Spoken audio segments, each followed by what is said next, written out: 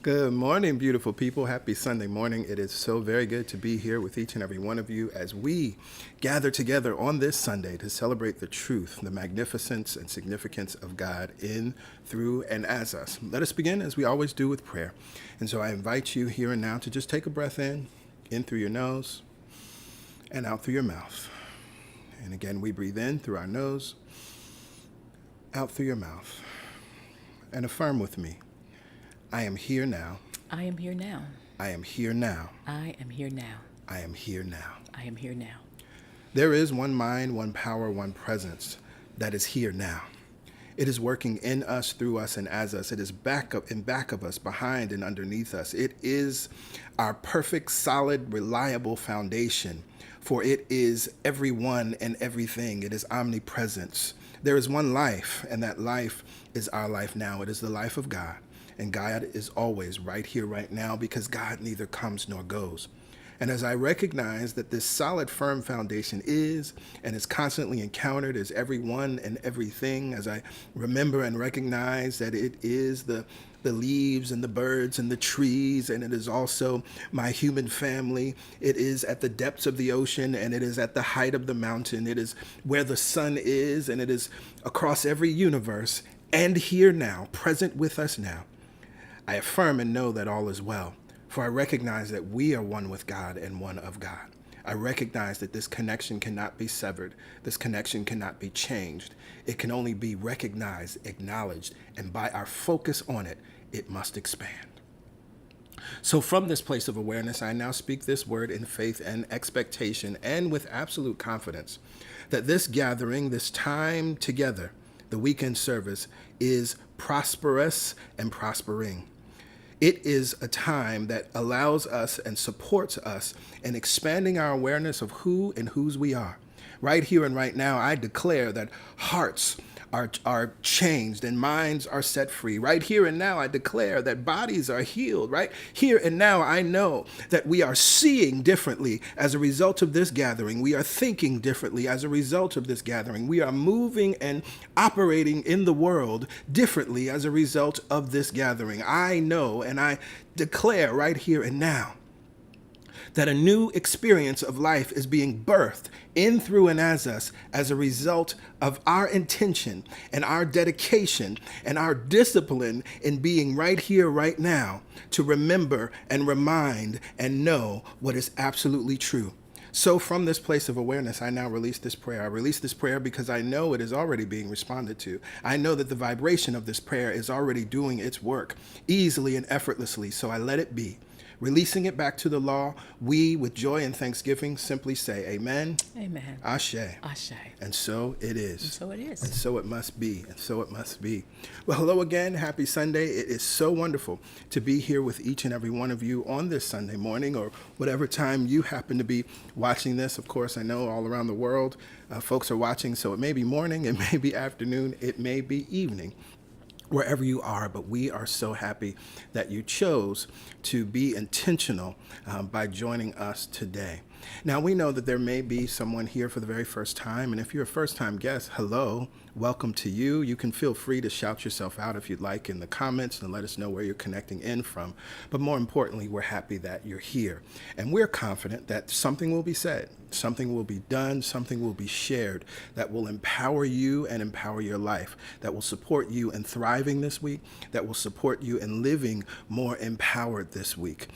So buckle up and sit back and relax and know that you are not here by accident.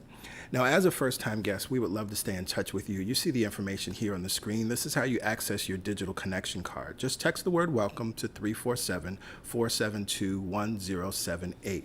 When you text that phone number, text welcome to that phone number, rather, you'll receive an automated reply with a link. That link, it will connect you to the digital connection card. Complete the information there on that site and submit it. Once you've successfully submitted it, you will receive another text reply that says you're all set. And indeed, at that point, you are. You'll be on our mailing list. You'll receive our weekly mailings that go out every Friday and any other correspondence or sharings that come up throughout the week. We promise we will not spam you. We are very deliberate and specific in not sending out a lot of emails because we know our inboxes are packed. And so we want to make sure that you value what it is that we're sending. So with that said, I think now is a good time to get into the announcements, because you'll see some things in the announcements that will also be in the weekly email, and you'll realize why you may want to have those things in your inbox. So let's get into it.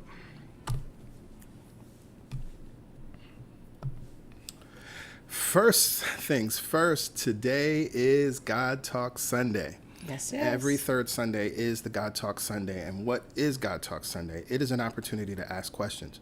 It's an opportunity to really learn how to apply new thought, metaphysical principles to your life. We recognize that for any host of reasons, you may have questions. You may have questions about something that you've read or something that you heard either one of us say.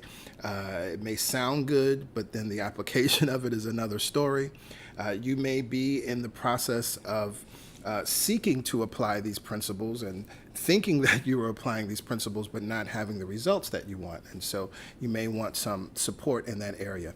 We also recognize that one of the things that happens as you're embracing metaphysical principles and embracing new thought, philosophy is a great unlearning.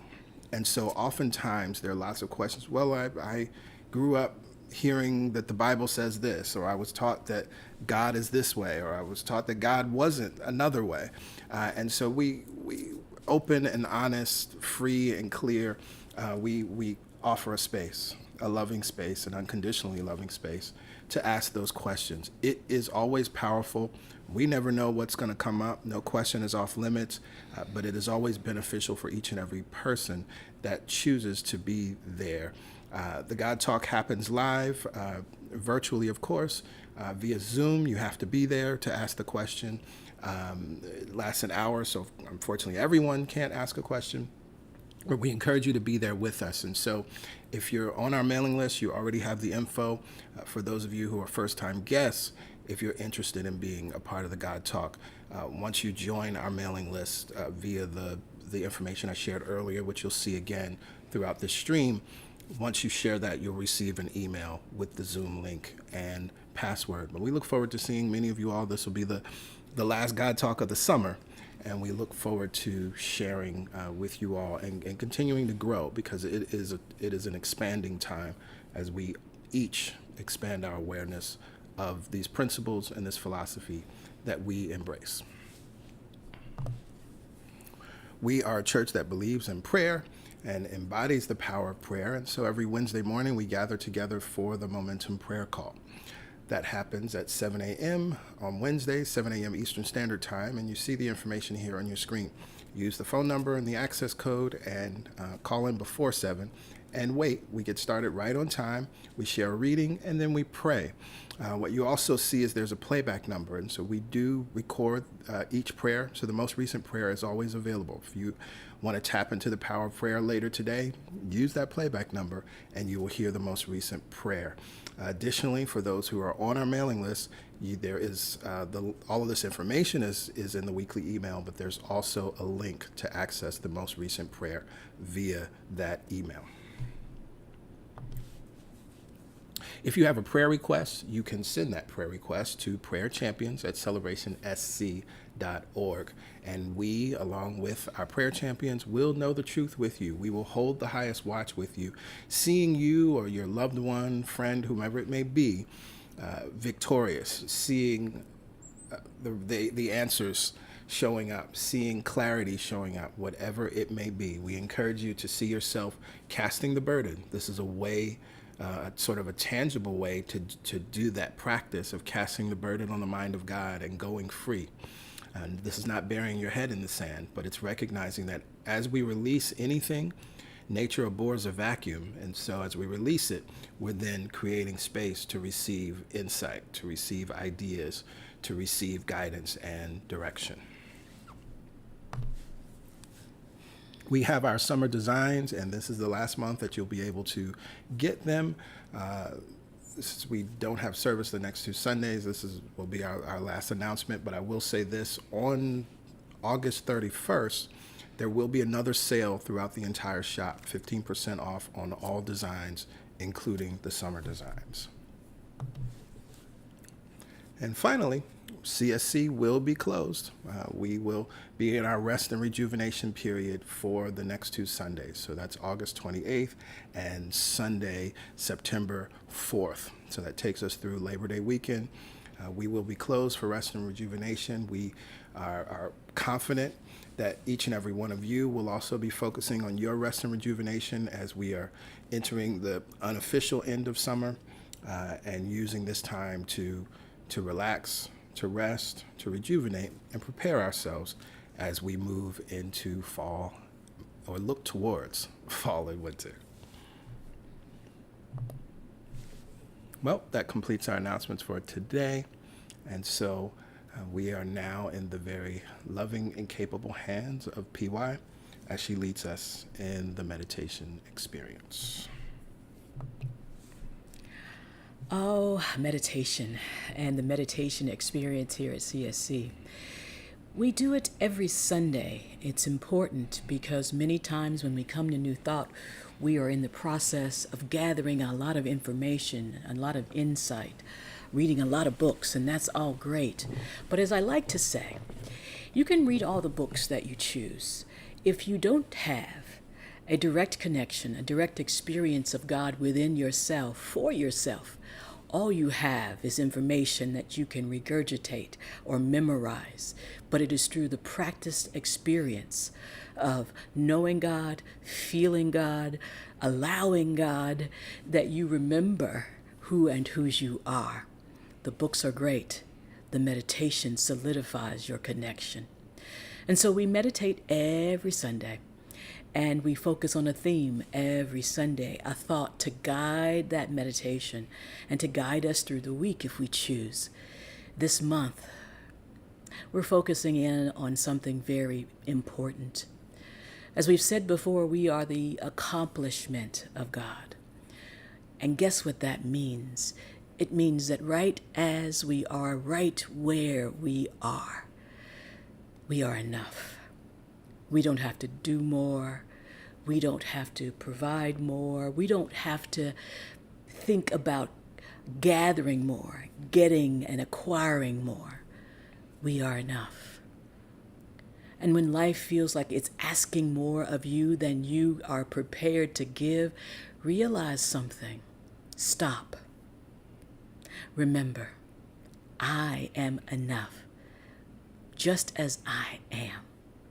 I am enough.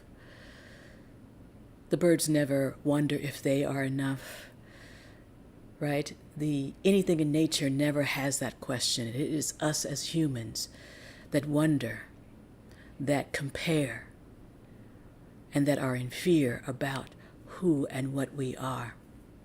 You are enough. So let's take that thought into our meditation now. Let's release anything that would prevent us from knowing we are enough. And just like the waters are flowing here, let the love, the unconditional love that is God, flow in through and as us, reminding us that we are enough. So, go ahead and prepare. Look around the room. Notice where you are physically in the room, where you are emotionally, where you are mentally.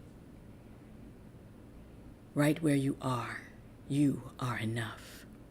And so, in preparation, we place our palms on the tops of our thighs. We are seated upright in a chair, on our bed, on our sofa, but upright, allowing the energy to be unblocked and flowing. Aligning the ears over the shoulders and the shoulders over the hips. One long line of energy. From this place of centeredness and safety, we close our eyes and we take this journey home, where the echoes of our enoughness flow freely, where God in its fullness is cheering us on. and more life is ready to expand in, through, and as us. Let's just notice ourselves from the inside now, allowing the breath to be the guide. Just notice the breath.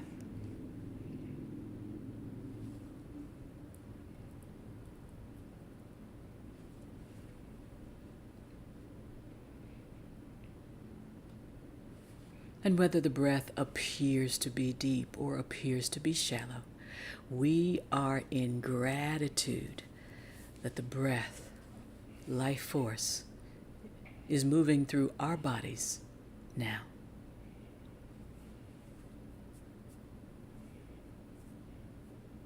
And from this place of gratitude, we decide to take conscious control of the breath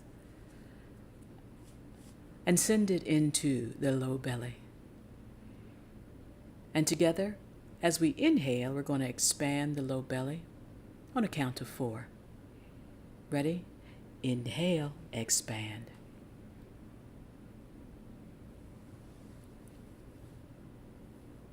Hold it there.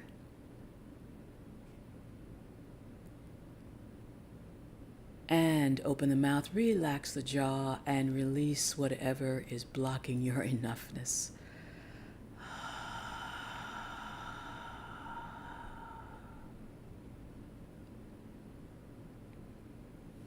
Again, inhale into the low belly, expanding, making room.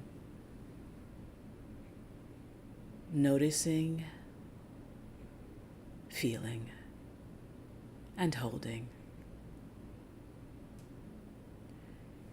Relax the jaw, sigh it out, and release it now.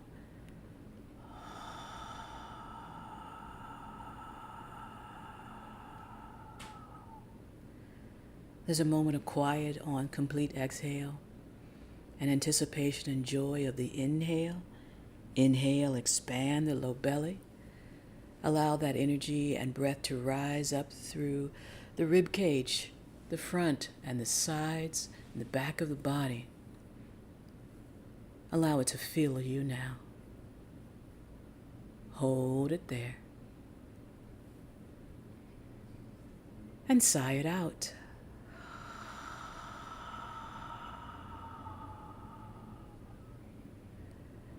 It feels good to expand. Inhale, expand again, finding new places for breath to fill. Hold it there. And without collapsing, relax the jaw and sigh it out.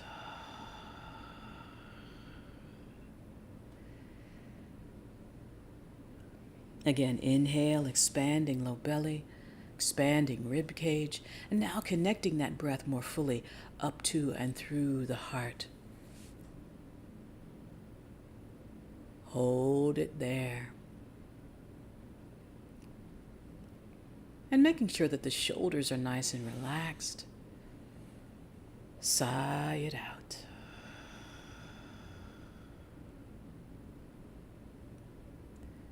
One more time, in through the low belly, up through the rib cage, up through the heart.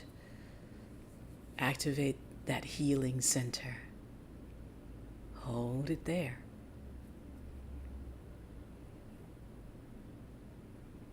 Open the mouth, relax the jaw, sigh it out.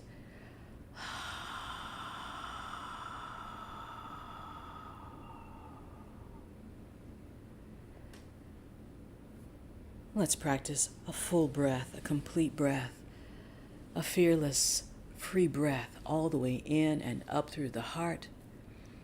This time, when you're ready, close the lips and exhale through the nose.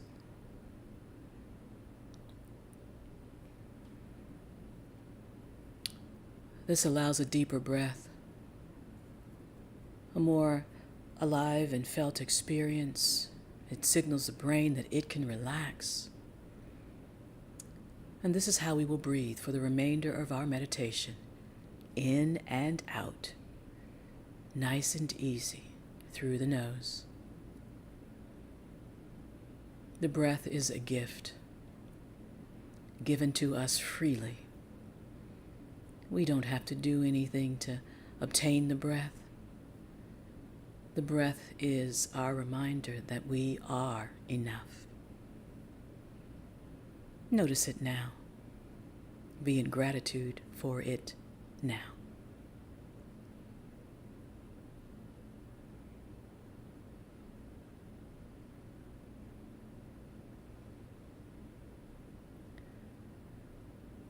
Let's send the experience of breath and relaxation throughout our bodies, bringing your focus to your feet, sending the breath there.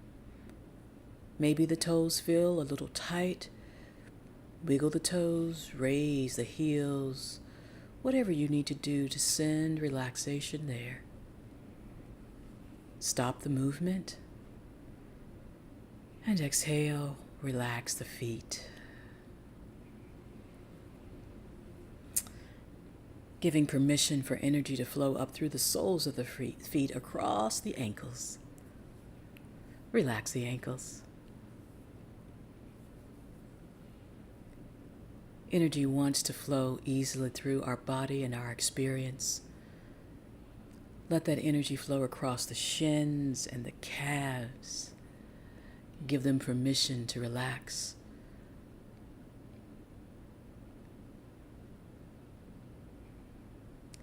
Unobstructed energy flows across the knees. We bend, we forgive, we allow. Relax the knees. Our thighs are ready to get in on the relaxation. Send the relaxation to the thighs, the hamstrings, and the glutes. No gripping, just relaxing, for we are enough.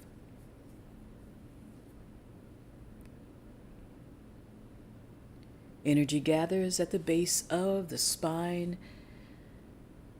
In our minds, we see this subtle body, this system of chakras balanced and available. We give permission for the energy to flow up.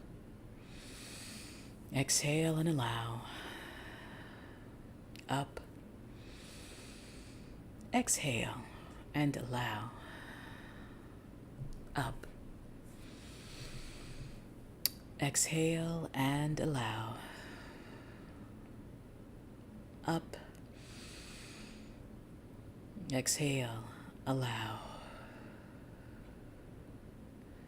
Energy makes its way out the crown of our head and we allow it up and out.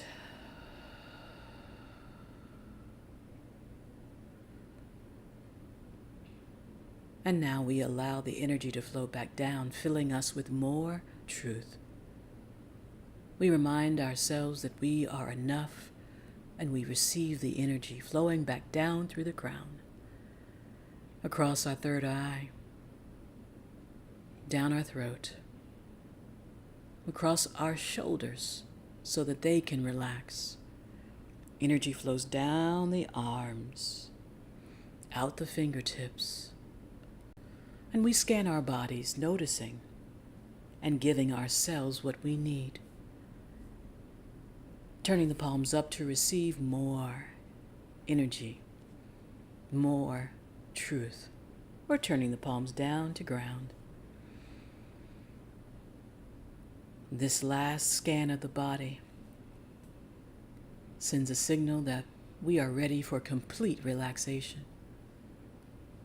and that we are enough to receive it now. I will monitor the time. You take the inward journey, going home, following the signal that says you are enough. If the mind wanders, it is okay. It is doing what the mind does. Lovingly, gently, bring it back. Remind it. Say it, feel it. I am enough. I am enough. I am enough. right here and now. Enjoy your meditation.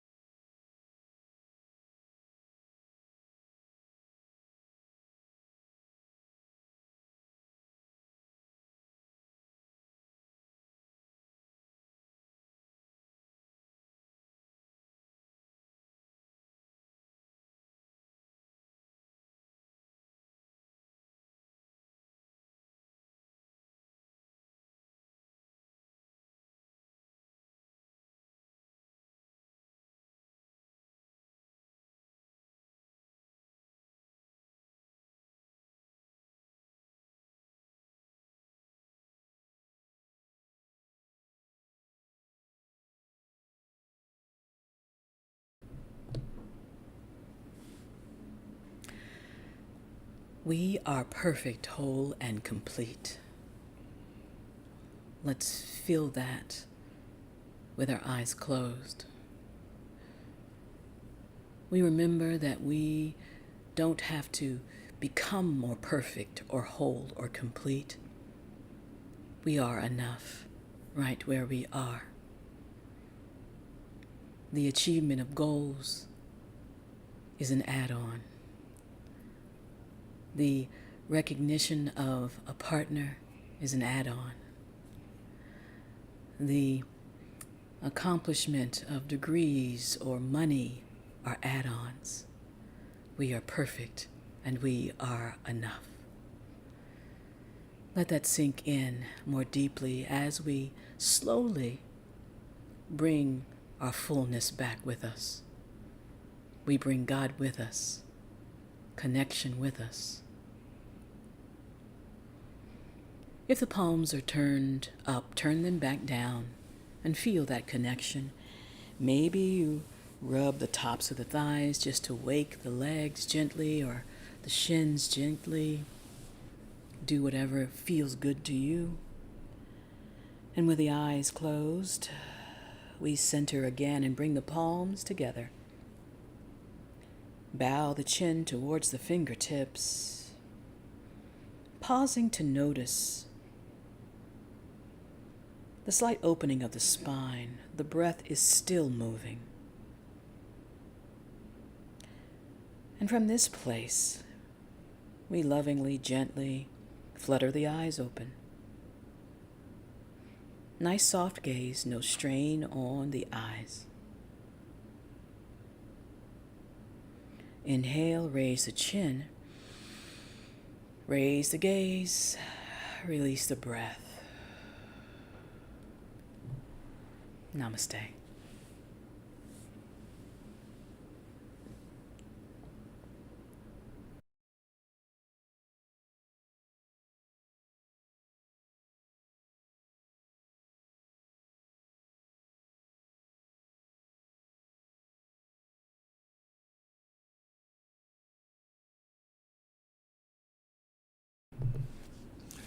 Yes, yes, yes. Namaste, namaste. Meditation is absolutely necessary. I'd like to remind you all as well, you can always come back to any of the videos from week to week and use the meditation as PY has led us.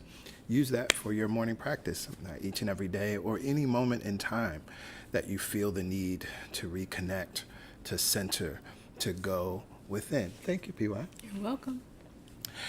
Well, we are at the final week of our Truth Sunday Masterclass, I've Got the Power. This has taken us from the end of the spring all the way through the summer. It has been powerful. It has been rich. It has been enriching. We've received messages from many of you letting us know how much you enjoy this series, whether it's through comments or emails, and we're grateful. And I just want to celebrate each and every one of you that is committed to this process, right? Yes.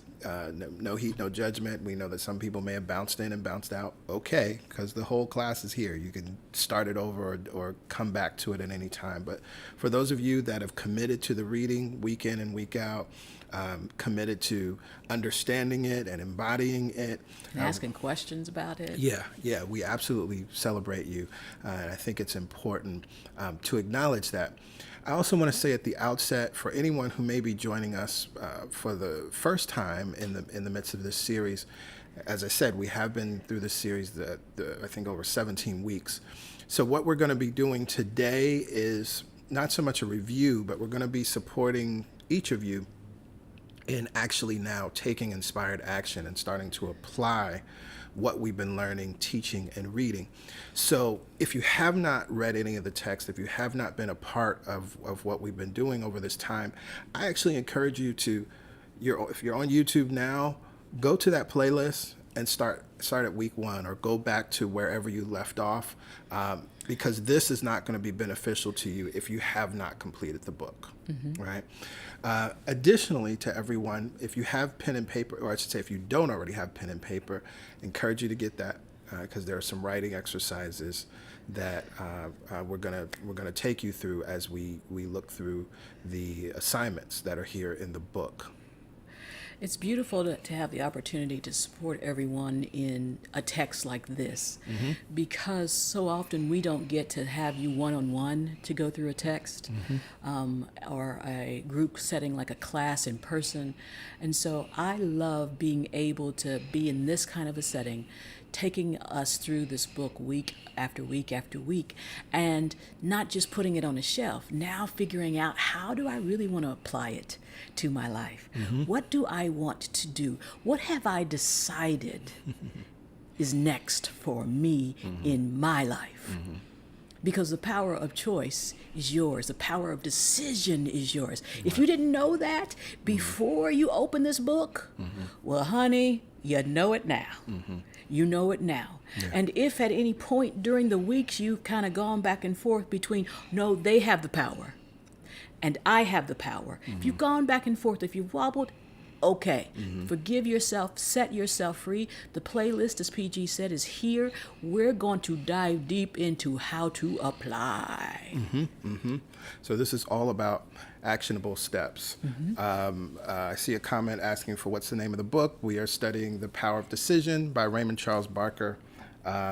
And again, if you use the resource links that we have there and go to that website, you'll see all the information there and how to get the Such book. A powerful, it is a new thought classic for anyone that is new here. It should be in your library, but no, do something else. Take it off the shelf in your library and apply it. Yeah, and so that link, which you'll see throughout the stream, just go to celebration.sc.org/power. The information on the book and all other resources are there. So let's get into the text.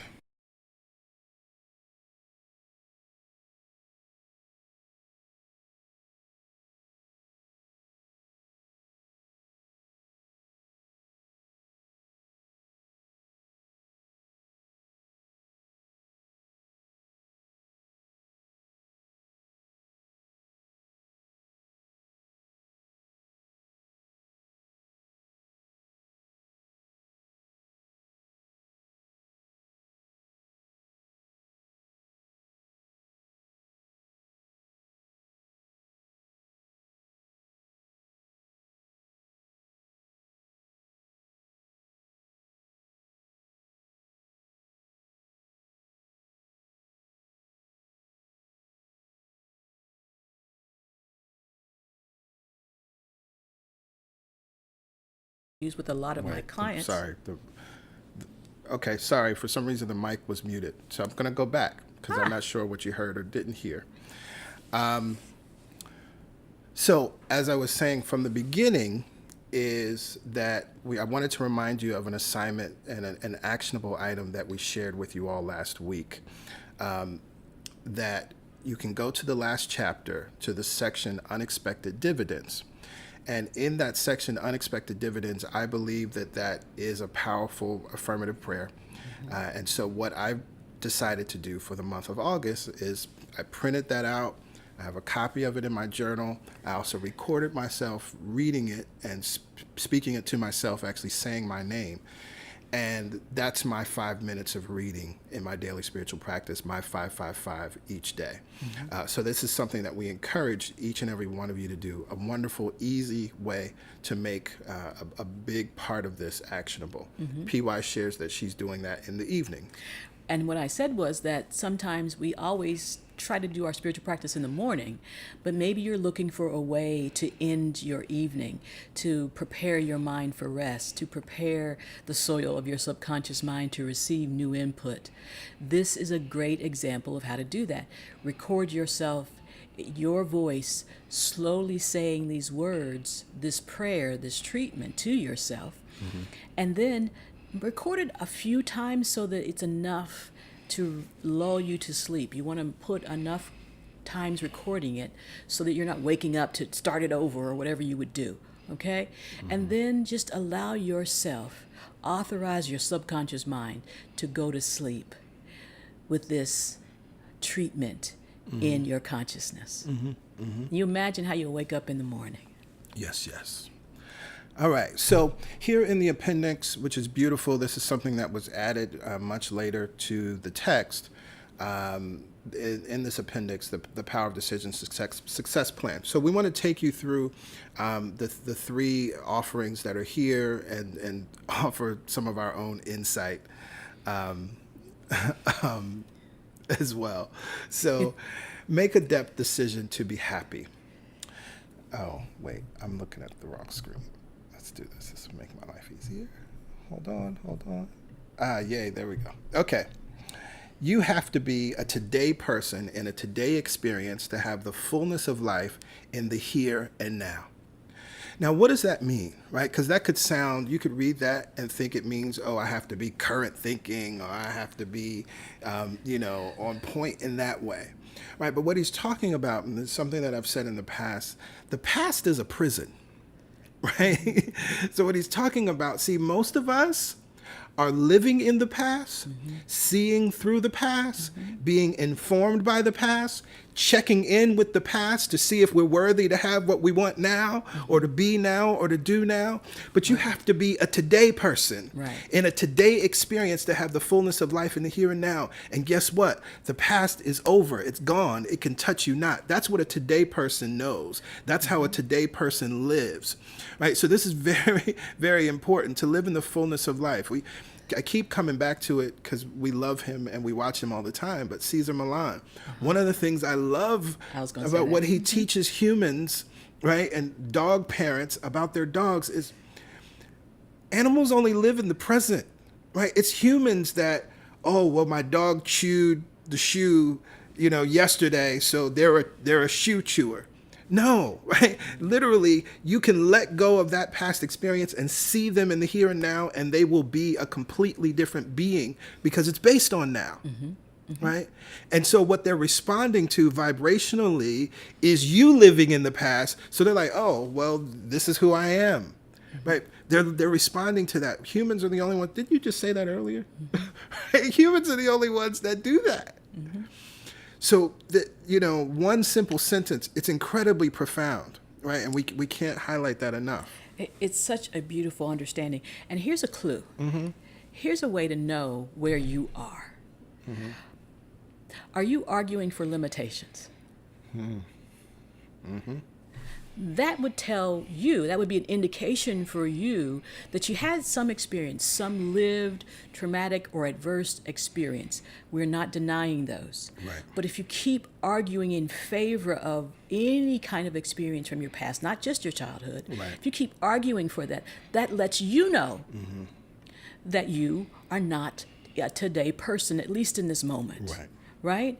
Are you expecting the worst? Yeah.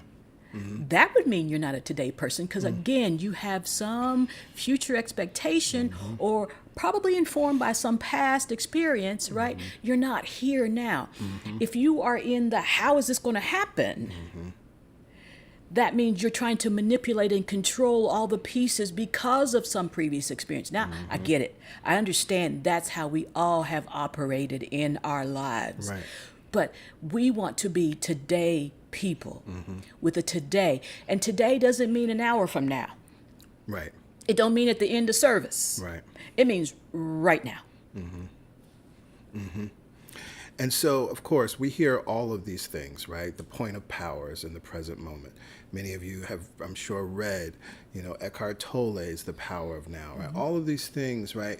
We've heard them, but do we understand what they mean and then the impact and effect that they have on our lives or the experiences, the demonstrations, the manifestations that we desire? So to have the fullness of life, we must be a today person. Right. And the fullness in life is not available in the future. Right. The fullness of life is available to you right now. That would mean that there are answers available to you right now. The fullness of life is available right now. Doesn't mean that you don't have challenges, but you are not looking at that as much as you are, wait, in the fullness of life, there has to be a solution. So let me drop into the fullness of life now and open to receive some answers. Right. Here and now is your opportunity to decide in favor of successful living. Your future success is not predicated on how successful you have been in the past, nor is it limited by any catastrophic detours that have occurred. You are living proof that with each breath you are capable of making new choices. Make a depth decision to be happy. Dr. Barker tells us never judge yourself by what you have done. Judge yourself in terms of what you will do. You are not the past. You are the present, becoming the future. Moment by moment by moment. And this idea of making a depth decision, right? See, some of us, I was about to curse, some of us have made some very weak decisions, right? And a weak or a shallow decision, if you think of, if you needed to hold something up, if you had a weak foundation, right, or a shallow foundation, it wouldn't hold it up, right? And that's what most of us have done. What's important here when we talk about the power of decision, we're talking about a depth decision. Right, we're talking about that yes I can, yes I will, yes I must, no matter what. Right, it's a knowingness that has nothing to do with what your physical senses are telling you. It has nothing to do with what you see. It has nothing to do with what you may be holding in your possession at the moment. It has nothing to do with what your current bank account balance is. It has nothing to do with what your current educational level is. It has nothing to do with what your body looks like now. It has nothing to do with your age, right? This is very important. And that's what a depth decision is, right? And this is where faith applies as well. But that's what a depth decision is. And I want to make sure that we're clear on how he's using the word judge. Never judge yourself by what you have done. Judge yourself. It's not, am I good or bad, judge myself. It is take kind of an inventory of where I am. An assessment, yeah. An assessment of where I am. I'm not judging myself because, of course, God, love doesn't judge, so why would we judge? It's just saying examine myself and what's going on for me. Right? To determine what you will do. You are not your past. Because the old understanding of judgment would see that there's a list of things being held against you. Right. That I got to be afraid are going to happen or have happened. Right?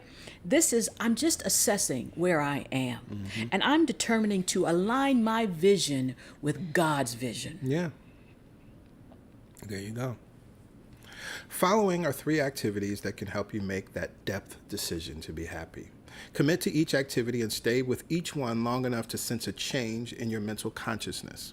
Right? So this is very important. Yes, please. With each one. Someone else is asking about the book. The information is in the description of the post. Whether you're on Facebook or YouTube, the name of the book is there. Where it's The Power of Decision by Raymond Charles Barker.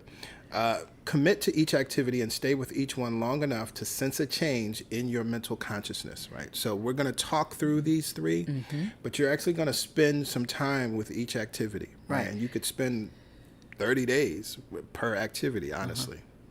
And right, it's not about checking off a box. It's about experiencing the mental change in your consciousness, right? Okay, so activity 1, remembering that your problems don't improve you will help you let go of limiting thoughts. Activity 2, finding your mighty potentials will focus your attention on finding those right ideas to activate your greatest potentials. And activity 3, making affirmative statements will help keep you on track throughout your day and reinforce the truth about yourself and the situation at hand. Remember that a new experience can only happen to a changed individual. This is very important. This is one of those moments where I say, like, this is New Thought 101, right? What we understand as metaphysicians, that we do not try to change the external. We do not try to change people. We recognize that the experience of life is a projection of our own consciousness. And so the changes that we seek, we must go within, right? We must change our consciousness, right? Not ourselves in the sense of our physical selves, but we must change our thinking, right? We must change our patterns of belief. We must change the things that we have accepted to be true. And that's usually the one where people are really unconscious, that you've accepted some things about yourself, your experience, and life from wherever. And you're unconscious. You keep creating from those unconscious beliefs. And so when they come up, we don't even judge those. We're just glad to be releasing them. We're glad to be letting them go. We're glad to no longer be giving it space in our consciousness. Yep. Remove problems that limit your circumstances. Begin with a challenge that is causing you some strife and limiting your gifts and talents. Keep impressing upon your own mind the need to serve up the ready responses and ideas necessary to solve each issue. Answers await your readiness to begin and take action. Also, accept your ideas as necessary for your growth.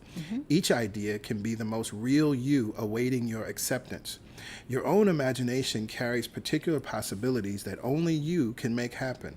To reach a new level of success, follow each of these 3 basic activities. Each one is designed to promote a higher level of concentration, I would just use the word focus, and revelation unique to your own success plan. Now, there's a deep idea here, right? Because, again, we can read these things and it's just like, oh, wow, right? That sounds nice. Each idea can be the most real you awaiting your acceptance. There's a lot of layers here of why this is true, right? One way to think about this is to think about the possibility, and I would say reality, that there are selves, there are yous existing in different dimensions or timelines, right? And so there is a future you in a future timeline that is already experiencing the thing that you desire. And there's a gap between you collapsing that experience and becoming that future person and where you are now. And what's happening is many times the idea that you need to change your circumstance or change your life so that you can meet up with that future you, that's what's awaiting your acceptance. So there's a you in the future that's saying, do this thing, or let go of that thing, right? Or call this person, or take this class, whatever it may be. I'm just making things up. That is awaiting your acceptance, because then that is going to take you on the path towards becoming the thing that it is that you desire, right? And in truth, that's the most real you. So there's always a version of you, a more expanded version of you that is sort of calling you forth, right? That's calling you forth. And usually what happens is that we're not saying that the you that you are now is not enough. It is. But because we are ever expanding beings, there's always more of an expansion of this full self for you to experience, right? And so an inspired idea comes to you.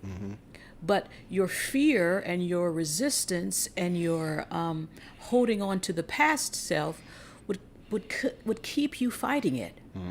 Would make you become very analytical and be like, well, how's that going to happen? It would create this dissonance between your future self and who you are now and want to be, right? We're not saying that who you are is not enough. It is. And you're ever expanding from that place. You're not trying to go back and get more so you can be full. You're just trying to have a different experience, a more expanded experience of self. Now, here's the other thing, because I talk about this idea of dimensions, and you don't have to accept that. I can't even prove if that's real or not, right? So that doesn't matter, because here's what I know to be true. Whatever concept of your desire or future that you have, something that you want to be, something that you want to do, something that you want to have, that idea shows up in your mind, it is. Absolutely. So whether there are dimensions or not, that thing that is existing in your consciousness is calling you towards it. Right. And it's you within you. So, it really doesn't matter. It sounds cool to talk about other dimensions or collapsing timelines and all of that. Time and quantum physics. Right. Right. But what's important, metaphysics 101, we understand that what you think it is. If I say think of an airplane, each of you now have an airplane in your mind. Some of you thought of a paper airplane. Some of you thought of a 747. Some of you thought of a private jet, right? Some of you thought of a toy, right? Some of you, whatever it may be, that airplane now exists. And this is important because it shows the power of the mind to create and imagine and be it now. Have it now. Once you have it in thought, you have it. Right. Because remember, nothing exists in the physical world except it first was thought. It had to exist in the non-physical, in mind first. Everything. Whatever device you're using right now to connect and interact with us, that thing was first in mind. It was not a tangible thing that you could see, taste, touch, and smell. Right. But what is also so important is that the people that had that thought of the device in mind didn't give up because it wasn't in their hand. They were excited enough by the thought and each subsequent thought that contributed to creating it in the physical form. That's what kept them going. Many times we get so caught up in it's not here yet. Right? The lover in my bed, the money in my bank, whatever it is, it's not here yet. And what really motivates us really is that energy of having it in our mind, allowing the next inspired idea that leads us to it in our minds. And when it shows up, we've enjoyed every step along the way to it showing up. Absolutely. So let's get into this first activity. You didn't know there was this much goodness in these last few pages, did you? Activity 1, your problems don't improve you. Do not limit your decision to be happy by investigating all the probable reasons why something will not work. This is a detour to nothing. Problems are to the mind what pain is to the body. They are warning signs, or as Abraham Hicks says, they're indicators, right? Or as Iyanla Vanzant takes pain and made it an acronym, pay attention inward now, right? It's just saying pay attention, right? Warning signs, like the warning light in your car when you need to change the oil. Repeatedly, we mistake our problem areas for the horizon. Take that in. You want to expound on that? We mistake our problem areas for the that's the thing. That's where we're going. That's what we need to focus on getting to. Right? That's not it. Stop here and now and know your problems do not improve you. Dr. Barker asserts with great passion, you are not now, nor have you ever been the problem. Now, again, going back to this conditioning that we perceived, You might have been a small child. You didn't understand all of the inner workings of what the adults were going through. But from that small mind, you interpreted that as you were the problem. It almost brings me to tears to think about myself and other people that I've worked with when they go back for a little bit just to acknowledge, wait, it wasn't me. There was nothing wrong with me. Right? I'm not the problem. And I'm no longer going to act as if I'm the problem. Right. And this is also important as we apply this to the larger things of the world, right? As black and brown people. Absolutely. You are not the problem, and your the problem. blackness is not the problem. My LGBTQ plus family, you are not the problem. You were never the problem. Asian sisters and brothers, you're not, right? We could go on, marginalized people, women, right? You are not the problem. Nor have you ever been. In many cases, your being here is the answer, right? Because otherwise, that which is the colonial mindset would continue uninterrupted. It would continue to think that the way it operates, what it takes, is the right way, until something shows up in the opposite of that says, no, I'm not the problem. I'm here as the answer. Right. Barker tells us we are here to see the problem in order to activate the ideas necessary to solve the problem. Get it?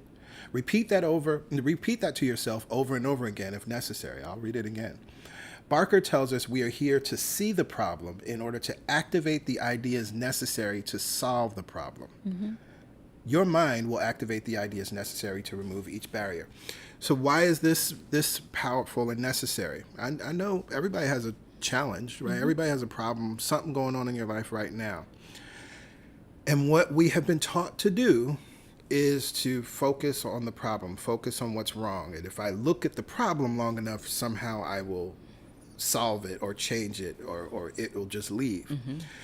But what the problem by design... Yeah, go ahead. Yeah, by design, what the problem does, it's designed to activate answers. Right? It's kind of like what Abraham talks about with rockets of desire, right? That when something unwanted happens, it's actually giving birth to the wanted. You can turn your attention and say, oh, wait, because of this experience, I realize what I really want is ... Right. What I really want to experience is ...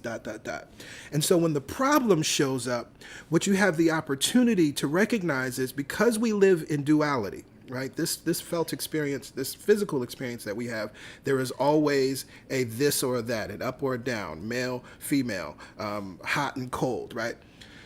If a problem exists, by law, a what? Answer must exist. Just like if up exists, there must be down. If left exists, there must be right. If a problem exists, there must be an answer. But generally speaking, and just habitually, we have not been taught to think that way. Right. And one of the things that I love sharing with people is that the mind is going to do something. Now, it's either going to focus on the problem or it's going to focus on moving towards solution, right? And many times unconsciously, what we think we are doing when we're thinking about the problem is coming up with a solution. We're not. We're worrying, which keeps the cycle of the problem activated, right? The mind is working because the mind can't help but think. It's on the job. It's doing what it's supposed to do. We love the mind. Now we get to decide how we're going to use it. Are we going to use it to stay in the problem? Are we going to use it to focus in on the solutions and cultivate the solutions and look at the solutions and look for more solutions like the solution we think we need? On and on and on it goes. The mind will be working either way. You decide, power of decision. You decide how you're going to use your mind. I'm reminded my dad telling me that there was a time in his life when he was at work, folks would come to him and they would say, Greg, he's Greg Sr., Greg, I have a problem. And his immediate response was, I have an answer. It was really deep. Now, one of the things, I think he was being a little cocky back then. He was right? And so I share that, though, to think about how we can approach it now. right? Because, okay, you recognize you have a problem. The I am within me has the answer, right? Or God within me has the Right. answer, You right? don't have to have it. right? God through me has the answer, right? This is important that we understand that the answer exists, but it's not up to you and your intellect to figure it out, right? It is the connection that you have with God. I want to put that affirmation up that we dealt with from the very beginning. This is Yes. why, right? Right. Because I am pure intelligence, always acting intelligently. That's right? why you have a solution. That's why you have an answer. Right. And God through you is the I am that I am. Right. So you're still not talking about your intellect, your education. That's not what we're Right. talking Your about. degrees. Here. We're not Right. talking about any of that. Any Not of even that. your lived experience. We're talking Right. about something that's bigger, a higher perspective. I love this affirmation. Yeah, it's powerful. It's powerful. All right. So, answers will reveal themselves in right order once you have decided to act. Make a commitment today to stop building towns where your problems thrive. Oh, Lord Jesus. Ooh, that's powerful. Let's Highlight that. Let's make sure we highlight I did that. that. Stop building Hire the towns. moving truck. Make a move. Decide today to look at what is holding you back. Remember, be the observer in order to solve the problem. This is important because, you heard him say, don't go back to the past, don't linger in the past. We're going to be a observer. We're not going to allow our emotions to get activated because that would put us in the problem. We're going to be like a scientist. We're going to observe what's happening, right, in that arena, in that problem. We're not going to be in it. We're going to observe it from a nice, loving distance, knowing that there are answers and we are operating from answers. And so this statement reminds me of something else that Abraham Hicks famously says, that we are solution finders, not problem solvers. And this is all about where we're putting the focus of our attention. Right. I get it. I know that when a problem is in front of us, it feels so loud, it's uncomfortable. If that problem is financial, there's something you need to pay tomorrow or next week, right? I get why it seems to be loud and seems that you can't focus on it. I mean, that you can't focus on something else.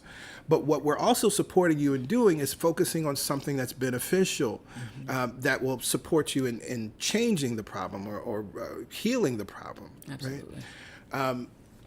I've told this story before. I'm just reminded of it now. I know that I've told it in a sermon in the past. But this idea of being a solution finder, I remember being in a space of wanting to make a change work-wise. And I really was in this place of kind of feeling this constriction of my 9 to 5, taking a certain amount of time in my life and also having so many other pursuits, things that I wanted to do. And at that time, I had started working on my album, but was feeling the constriction of wanting to have more time to focus on completing my album while also still needing to work 5 days a week. And part of me, at least I wished at that moment that I could quit, right? Just quit my job. That wasn't a possibility, and I have responsibilities, right? So that just wasn't going to work. And so I felt a dilemma because I felt like I didn't have any choices. I had this thing that I wanted to do, and I was feeling the pain of not being able to accomplish all that I wanted to accomplish. But I had actually heard a sermon on a Sunday. Reverend Joel Fortinos shared a story that brought me to this idea of being a solution finder versus a problem solver, right? And not building towns where my problem, because I had been talking about the problem. I had been talking about my difficulty. Anybody that wanted to listen, I was lamenting about that. And so I sat down on a Monday at lunch and I just asked myself, I said, okay, just start writing out the craziest ideas how you could solve this problem from an imaginary point. And I still remember the first thing I said, well, if I win the lottery, right, well, then I'd be good, right? And so I kind of laughed because, of course, that's kind of what everybody does. Oh, well, if I won the lottery, then everything would be okay and I could do whatever I want. And I wrote down a couple other, seemingly crazy ideas. I was, but without judgment, I was just And then I remember it was the third or fourth thing that I wrote. I wrote down 4-day work week. And I remember when that idea came, I was like, where did that come from? But something about it resonated. I was like, 4-day work week. I never considered that. What would life look like if I kept my job and I only worked 4 days? And I said, okay, well, you know what? I'm going to go and talk to my manager today about it. Because it was that. Now here's the other thing too, right? Because I felt something within me, and I could tell that that didn't come from me. It wasn't an idea that I had considered or thought at any point in time before. And then I didn't wait. I didn't hesitate. I moved forward. Right, because it felt like an easy. There was a, there's always a calm underneath the right choice, right? There's no hemming and hawing. It just dawns on the awareness. It feels good in the experience, and it's an easy next step to take, right? To go talk to your boss is an easy next step to take. And so I sat down with him. I said, hey, I would like to propose to you shifting my schedule to a 4-day work week, and I would shift my hours and keep all my hours in those 4 days, right? But 40-hour work week, but I would have Mondays off. And he looked at me and smiled, and he said, you know what? I just need to check in with our CIO about it. But he said, as far as I'm concerned, you can have it. He said, the rest of the team, they might be upset, but you know what? Nobody else asked. Nobody else asked, so, right? And boom, that solved and opened up this great amount of space for me. And then what was I able to do? I was able to complete my album. What was I able to do? I was able to release my album. I was just looking at Facebook memories the other day. We just had, the release party was I don't know, 10, 11 years ago, a couple days ago, the first listening party we had. And so it absolutely allowed me to accomplish what I was seeking to accomplish. I was able to do it with ease. I was able to do it with grace. And it was all about moving my attention to what solutions are possibly out there, even if I thought they were crazy and far-fetched, right? And then allowing myself to have the problem solved. And talk about future Greg. That Monday is still the Monday off day now. Yeah, right? That's my normal. That's his normal. That's his new normal. Yeah. Right? And so it shouldn't be fearful. Once a thought drops in and you entertain it and it feels good to you, then you can act on it. But if you keep going back and forth, you're going to come up with, the mind will go in whatever direction you take it. So if you jump off of the inspired idea and down onto the fear disc, it will start to give you reasons why that won't work. And then all of a sudden you'll have a conversation with a friend because you're trying to get validation on this idea, and they'll tell you all the reasons it doesn't work. And then you're like, oh yeah, that's absolutely right. I knew that. Okay, you're right. I'm not going to do it. Right? Yeah. So we have some simple questions here to help us begin. Right. So everybody, you have your paper and your pencil. First, do you have your problem, and your do challenge, you your have your dilemma? challenge? Right. You have that thing in mind, right? And so when you think about it, what is holding me back? Take a few breaths. Right. And so as you're writing this down, right? So it says observe yourself daily letting go of an issue. But you're letting go now of the things that are actually holding you back, right? Whatever that may be. Right? Now, you're not trying to do this perfectly. You're just trying to do this in the moment, what is there, acknowledging the thoughts that are under the surface around this challenge, and what do you believe is holding you back.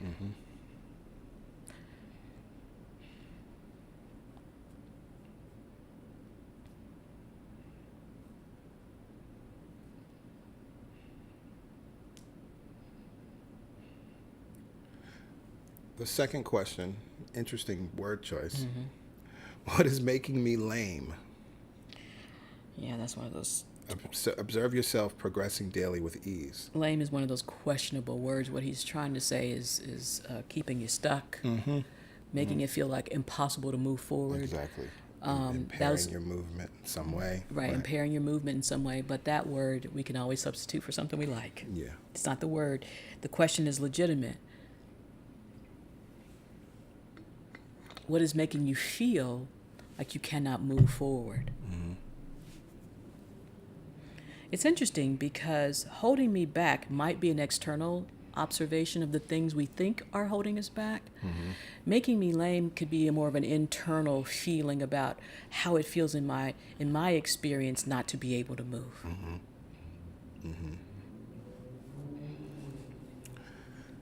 And what you should start to notice with these two questions are the thought patterns. You may not have realized the thought patterns that are actually there, that it's not even the problem as much as it's your thoughts about the problem or your thoughts about yourself as you're experiencing the problem.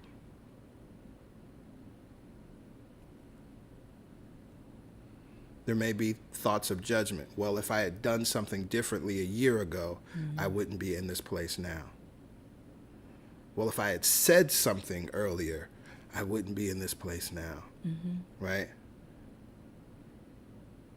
And this is beautiful and important to surface because we recognize that then those are the obstacles in the way. It's not actually the problem. The problem actually serves you in surfacing those things. Right.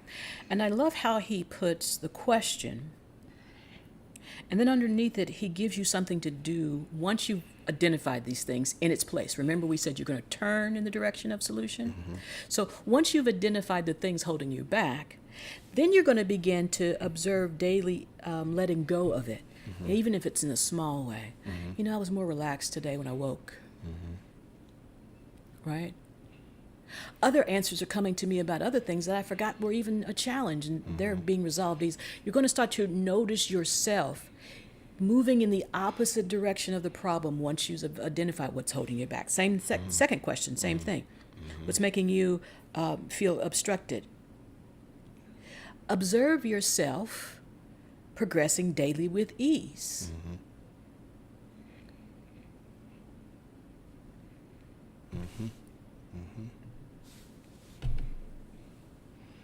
And then, of course, the last question, what is causing me pain?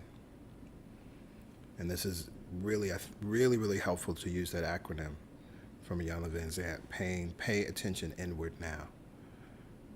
What is trying to get my attention? Right. And then once I have it, I turn my focus in the direction of how can I be more carefree? How can I be in joy?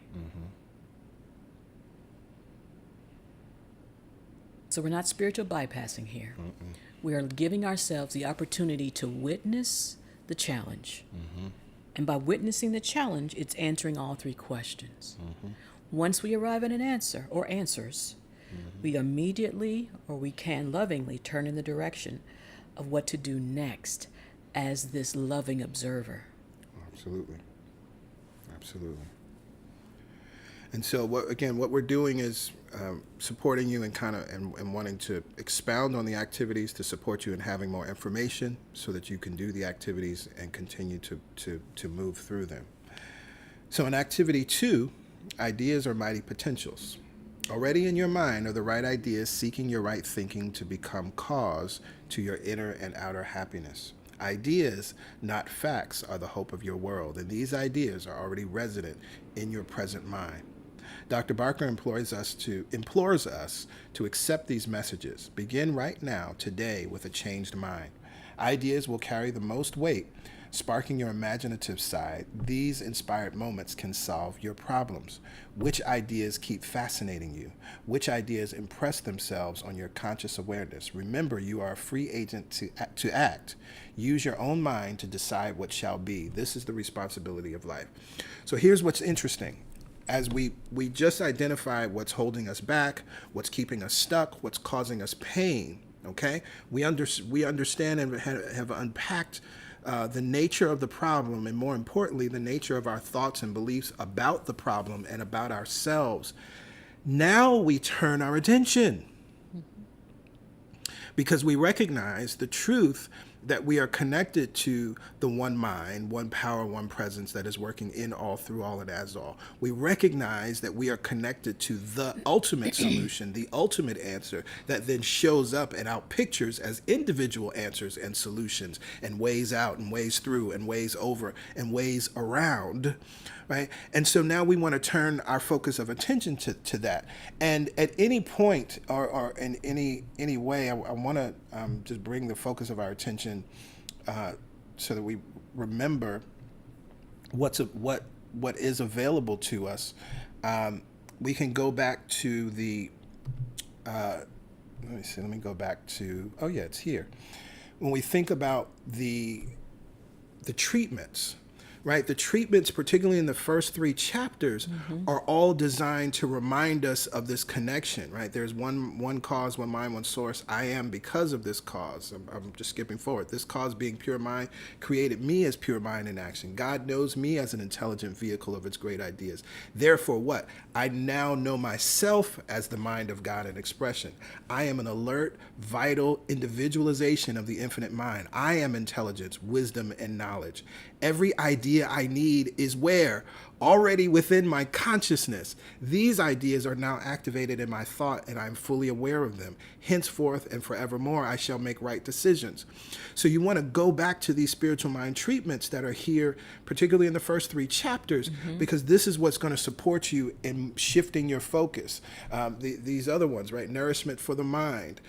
This idea, all subconscious opposition to ideas are now negated in my mind. I want, need, and have God's fresh ideas. Right, absolutely. I love it, right? They are my mental nourishment. They give me new directions. They lead me to right decisions. So this is, again, how do we use this text?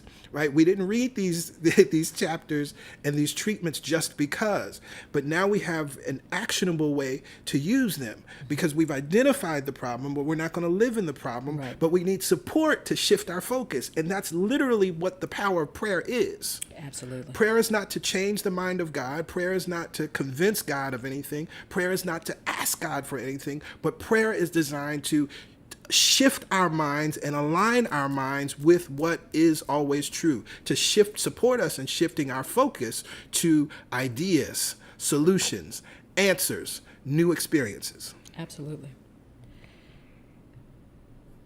And you notice that there are activities, when we go back to the text, these activities, it's part of crafting your plan on how to not only be happy, but how to completely navigate each challenge, right? And so activity 1, you might not need 30 days for that, Right. but you might just need time with it so that you can answer these questions, right?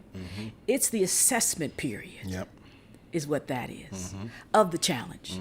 So you don't feel like I'm spiritual bypassing it. I didn't really look at it. I'm over here trying to be spiritual. I'm trying to do these treatments. No, I'm giving it a certain amount of time.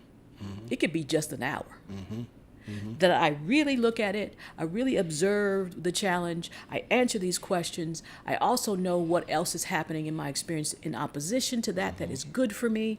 And now, Yeah. activity 2. Yeah. And these questions are great prompts. This idea generates the most excitement in me. There may be several that you list. This idea most fascinates me. There may be several that you list, but I love this last question. This idea keeps reoccurring in my mind. There's something that keeps coming back to us, and it may be over many years. Years may go by, but then this thing kind of comes up and, I thought about that one time, or I thought about that a long time ago. That is that future self calling you forward, right? That's that idea in your mind that is still seeking expression in, through, and as you. This is why we teach, practice, and why I love visioning. Because that's what visioning is doing, is tapping into what is that thing within me that is seeking to emerge, that wants to express. That's the reoccurring thing in your mind. And that literally is, in many cases, the answer to your problem. And it may not seem directly to be the answer, but by moving forward in that, you will find that all of these other problems begin to be solved. Right. Right. You'll realize. Or just transmute it, yeah. You'll realize that, first of all, that love has been supporting me, God has been supporting me this whole time, and that time in itself is not the issue. It's when I decide to turn in the direction of this particular solution that I get to use it, right? Because many times people are like, oh yeah, I had that idea 100 years ago, and I didn't follow it. Damn. This is not about judgment. This is about realizing that what ideas are for you are always going to be for you. Yep. Nothing is ever lost. Nope. Nothing is ever wasted. Nope. And so an idea for a business idea or a way to move your current business forward comes to you, and you're like, yeah, I had that a couple of years ago. Why didn't I? It's not that. The why didn't I takes you off focus. It's, oh, it's here now. I still feel it now. So I'm going to act on it now. Yeah. That's all I can do. That's all you can do. It's all you can do. This idea keeps reoccurring in my mind. It's a powerful question. So what have we done?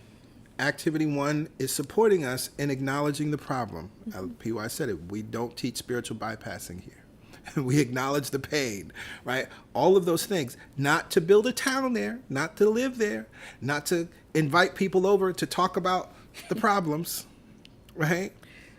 But simply so that we have something to look at, because we recognize, we have something that we need to acknowledge, because we understand that the problem is actually supporting us in finding the answer. If a problem exists, the answer exists. If a challenge exists, the way out, the way through, the way over, the way around must exist. Right?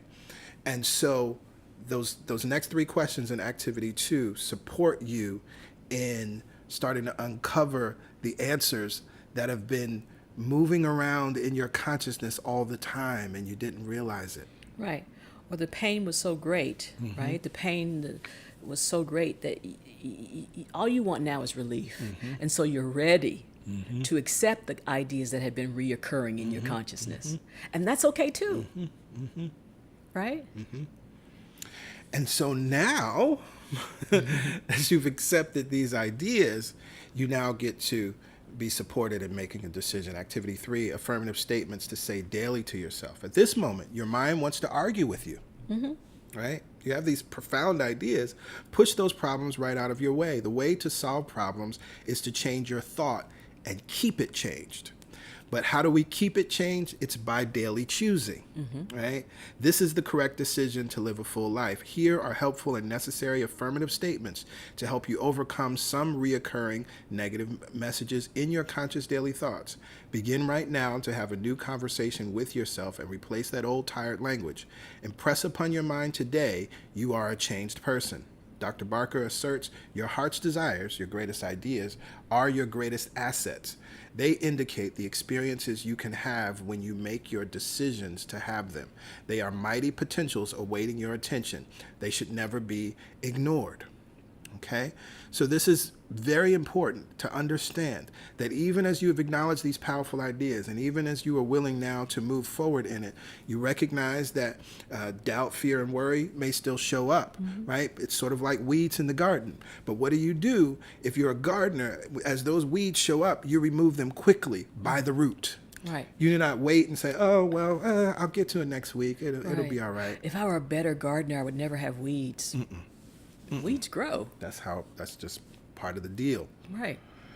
But we have tools, and we must be consistent and persistent and habitual in using them. Say out loud, I was born to be happy.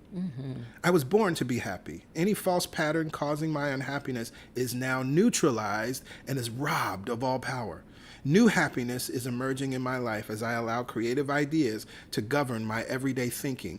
I experience new thoughts. Right. So again, the affirmation is planting the seed. Right, we using this garden analogy. The affirmation is planting the seed. If you already believed it, you wouldn't need the affirmation. The fruit would be growing, the tree would be growing, right? Or would already be here giving you fruit.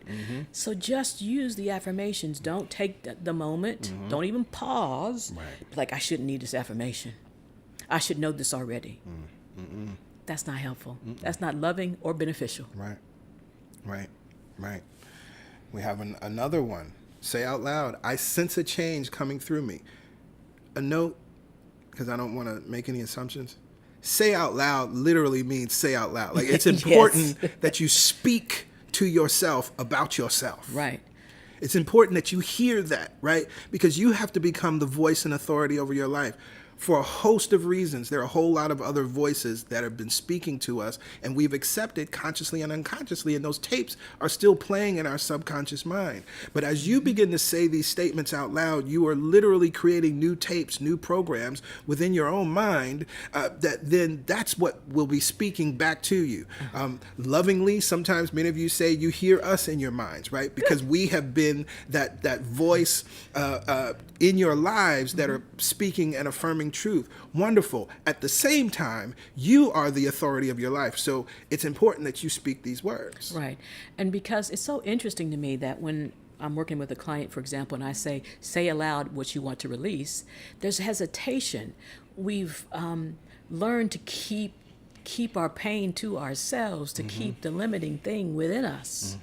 But what we don't know is we want to release it. We want an embodied experience of affirmation. We want to embody these words. We don't just want to read them. We want to speak them aloud so we hear them in our own mind. There's a whole lot of things you're saying to yourself in your own mind that you just letting go unchecked.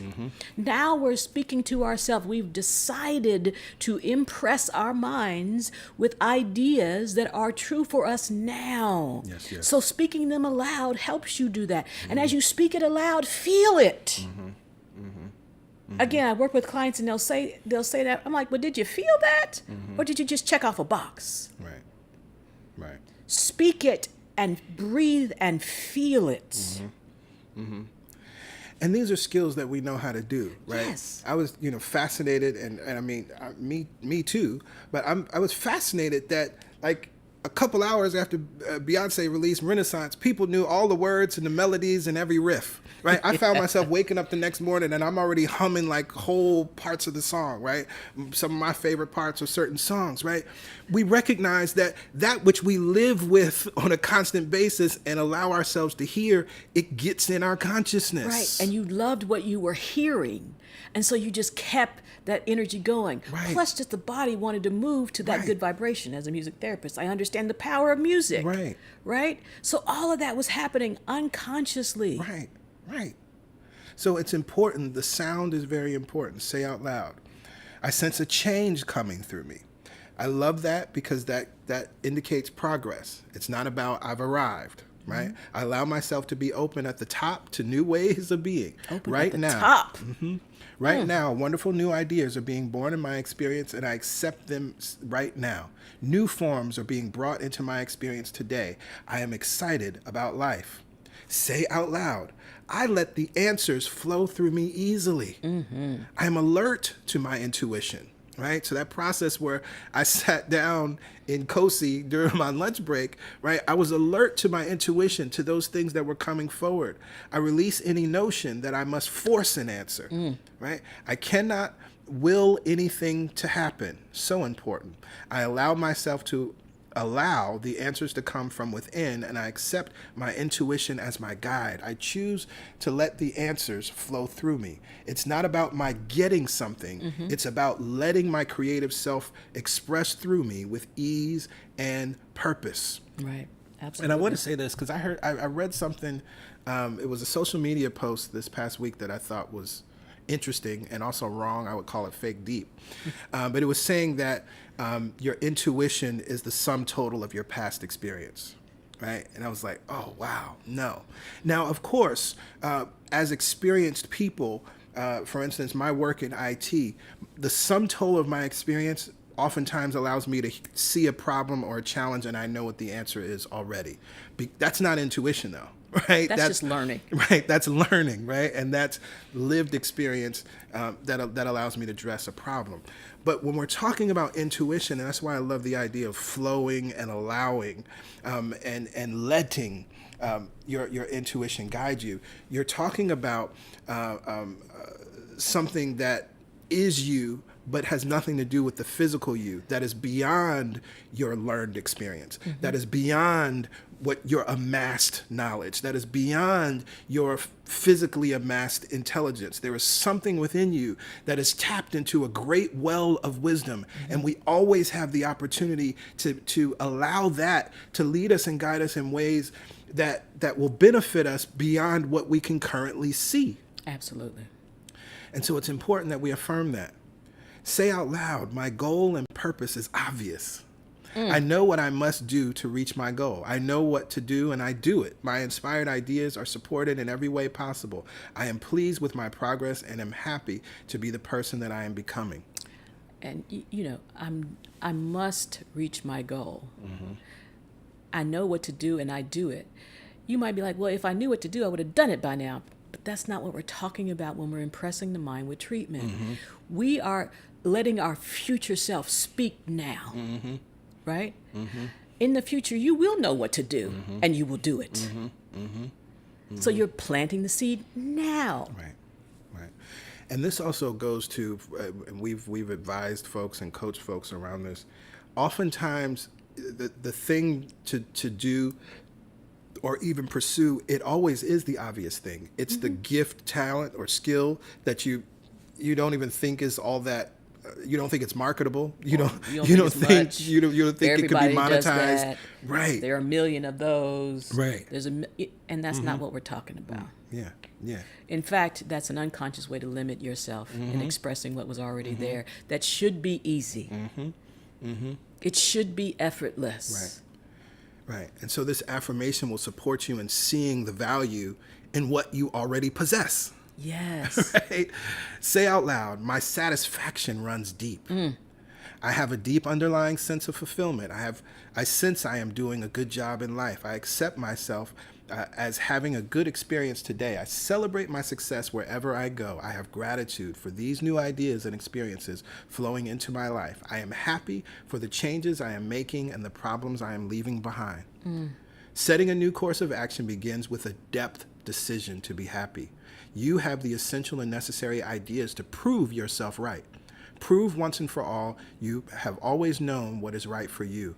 Master the power of decision today and commit to being a happier, better you. And so then you end, therefore I resolve to make the following decision. With this now, who are you choosing to be? What are you choosing to have? What are you choosing to do? How are you choosing to show up in the world? What are you deciding from a depth place will be in, through, and as your life? Absolutely. And as you write this last statement, say it aloud. This is what I've decided I'm going to experience, or this is how this challenge will be resolved. Again, speaking it aloud is always important. And this is not a indicator of success or failure in life. It's just how you flowed and used law and principle that you now get to come back to and be like, oh yeah, I did decide that there was a solution to this. Many times, and I find it with clients, they are changing their behavior, their lives, whatever, and then they don't even acknowledge when it's happened. They don't celebrate when it's happened. By writing it down in this way, you'll have an opportunity, a record for yourself. Most people are in so much pain, they just want the relief, and they don't realize what it took to get there. This is acknowledging, I made some choices that got me where I wanted to go. Absolutely. So I don't know about you, but I've made some decisions as a result of moving through this process, as a result of teaching this class and allowing Source to use and guide us and provide our knowledge and insight and experience and allowing the intuition that is sourced through us guide us. I've made some decisions. And so it is my prayer, it is my absolute hope that each and every one of you have also made some new decisions or are making new decisions. And now that you have these three activities, you have something to support you in making you got a plan to new decisions and making this actionable. As we have said with the past master classes, because this is our third one since we've been in the pandemic, these will remain available. They will remain on YouTube. Or this particular master class will remain available. As long as we are virtual, it will be free. Once when at that time, when we move to in-person services again, we will shift this and it will be available, but it will be at some cost, all three of the master classes. So we encourage you to take full advantage of it. This is something that we have felt strongly about in terms of giving a great deal of ourselves and bringing our whole selves and our knowledge and experience in this way with these three master classes to support everyone in moving through all of the different things that have taken place since 2020, right? There's so many things. We still have economic challenges that are happening. And so all of these things are necessary to support you in still knowing what is true, living what is true, and being an example of what is absolutely possible, regardless of what the external experience of the world may be. I'm looking forward to, we'll be sharing some other offerings. The chapter on Decide to Be Healthy really inspired me to think about some other things to offer. So when we come back in September, I'm excited to share some other opportunities that will support you in making this information actionable, integrating it into your life and living it. Absolutely. That's what we always talk about. You can have the information, but until you live it, until you demonstrate it for yourself, then you're going to be hoping and wishing that these things work. Absolutely. Absolutely. You won't have proved to yourself that it does. And even if you have to keep proving to yourself that it does, keep using the tools. These master classes themselves were an inspired idea. Yeah, absolutely. Right? Yeah. We didn't focus in on, we're not going to be live in person. We said, what can we do now? How can we continue to support our community now? And the inspired idea was these classes. And we have enjoyed doing them. Oh, yeah. People that we never would ever meet in person get the benefit of them. Our yes to this inspired idea gets to support you in your yes to your inspired ideas. Absolutely. So please use it. Come back to it over and over. You can watch it as many times as you want. Absolutely. Absolutely.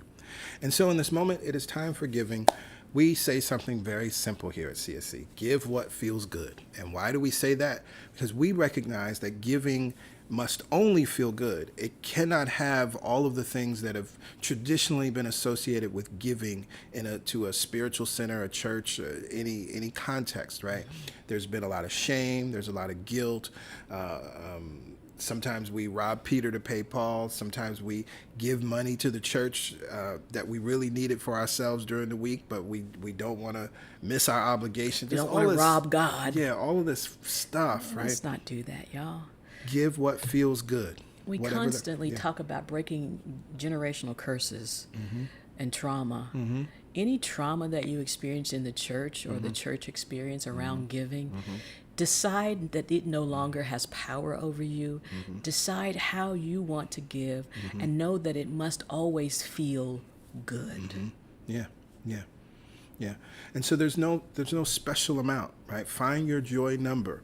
The other thing that's absolutely key is consistency, right? And that has to do, I always say giving is like breathing in and breathing out, right? And so we exhale, which then creates space for us to inhale, right? And so if you were just randomly, exhaling every now and then breathing in, you might have some troubles, right? Health-wise. And so we understand that we must create and live in that constant flow of circulation, right? But that has nothing to do with 10% and all of that other stuff, right? God ain't requiring a specific number. But the blessing of giving has everything to do with you living in that joy, that excitement, that knowing that there's more than enough, knowing that as you give, you must receive, right? And so what do we affirm and we know to be true? All the money that I use. All the money that I use. Returns to me multiplied. Returns to me multiplied. In a never-ending cycle. In a never-ending cycle. Of increase. Of increase. And enjoyment. And enjoyment. To that we say amen. Amen. Ashe. Ashe. And so it is. And so it is. So it is. All right. Well, it is 39 past the hour. We are going to start at 1 p.m. Eastern Standard Time, the God Talk. Again, all of the Zoom information is in the email if you're on our mailing list. For those of you who are just joining our mailing list for the very first time, I'll give you that info. Again, once you text the word welcome to that phone number, enter the information in the digital connection card and submit it. Successfully submit it, you'll receive a text message saying you're all set. Then check your inbox and you'll receive an email, not a text, with the Zoom information. For those of you who we won't see at the God Talk, all good. We look forward to many of you joining us in the prayer call on Wednesday. And if not in the prayer call, then of course we will be all off for the next 2 weeks. And so we will gather together again in September, on September 11th, which will be the second Sunday in September. We will be gathering together. Looking forward to it. We'll be back in virtual service mode. We'll be back to hearing from Soul 21. And I'm looking forward to, I guess we've technically been preaching the whole time, but there's so many sermons. There's so much that's been happening in the world and so many wonderful things to talk about. So I'm really looking forward to the sermon series that will support us in wrapping up the year in September, October, November, and December. So you all have a wonderful Sunday. We look forward to seeing many of you in the God Talk, but have an awesome day, an amazing day on purpose, and know that we love y'all. Absolutely. Enjoy your rest and rejuvenation. We will enjoy ours, and we'll see you back here in September. Absolutely. Right. Bye for now. Bye for now.